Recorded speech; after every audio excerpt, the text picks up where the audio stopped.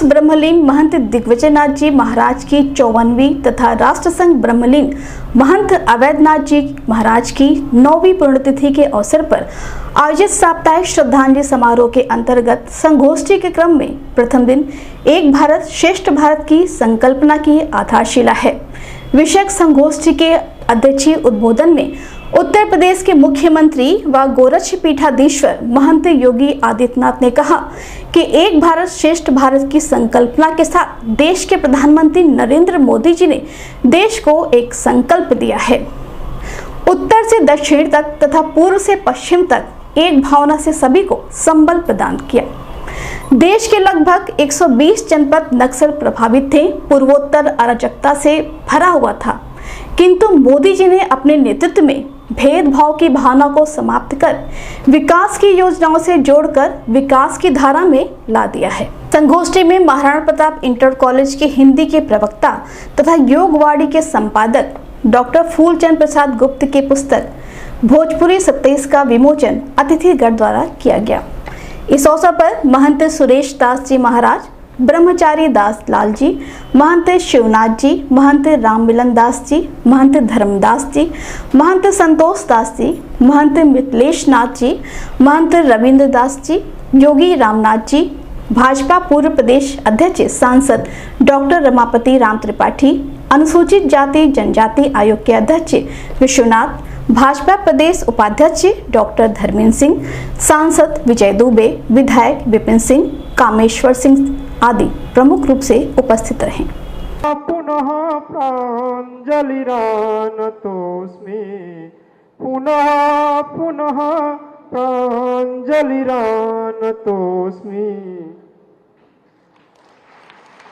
बहुत बहुत धन्यवाद।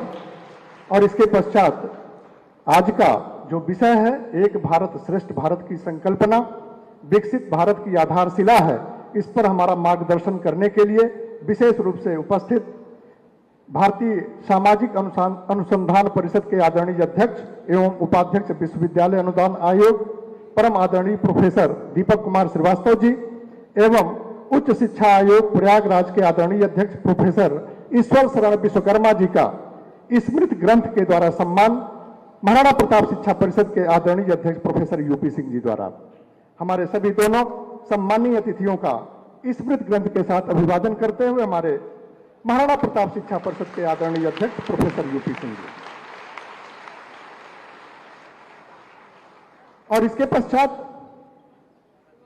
महाराणा प्रताप इंटर कॉलेज के पूर्व शिक्षक, लेखक, कवि, योगवाड़ी के संपादक आदरणीय डॉक्टर फूलचंद प्रसाद गुप्ता जी के पुस्तक भोजपुरी 27 का विमोचन।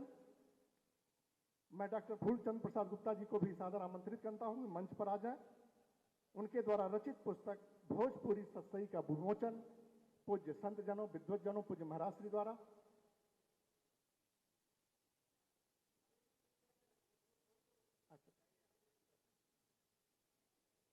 वर्तमान शिक्षक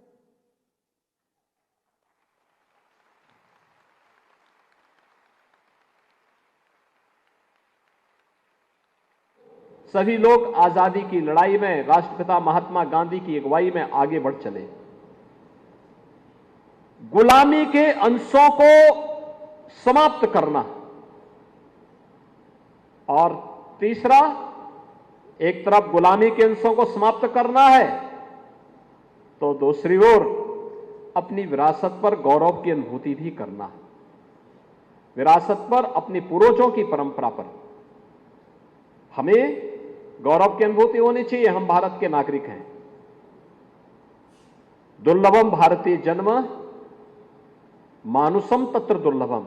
जिस भारत के बारे में दुनिया के प्राचीनतम ग्रंथों में से एक महाभारत में इस प्रकार की व्याख्या की गई हो, इस प्रकार का उल्लेख किया गया हो, उस भारत में जन्म लेना हम सबके लिए गौरवशाली होना चाहिए और हर भारतवासी को इस पर गौरव की अनुभूति करनी चाहिए कि दुनिया को सबसे प्राचीन ग्रंथ के रूप में ऋग्वेद हमने दिया, हमारे पूर्वजों ने दिया, हमारे ऋषि मुनियों ने दिया। दुनिया के अंदर विकास की अवधारणा क्या होनी चाहिए, यह भारत ने दिया। इस पर हमें गौरव की अनुभूति करनी चाहिए। हमें अपने तीर्थों पर गौरव की अनुभूति करनी चाहिए। ये तीर्थ वास्तव में जिन्हें हम धर्मस्थल कहते हैं, ये केवल धर्मस्थल नहीं है।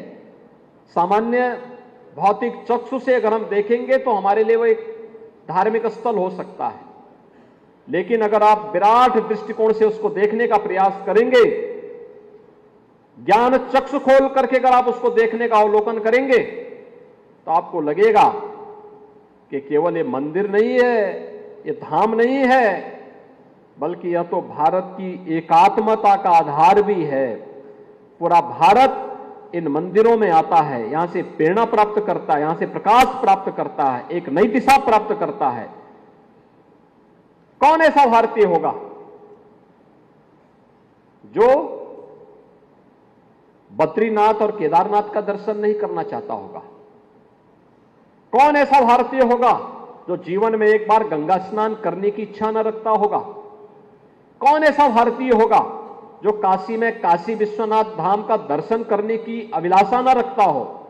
कौन ऐसा भारतीय होगा अगर वह राजनीतिक संकीर्णता के किसी दायरे में कैद होकर के नहीं है, तो जिसको अयोध्या में भगवान राम की परंपरा पर गौरव की अनुभूति न होती हो, जिसको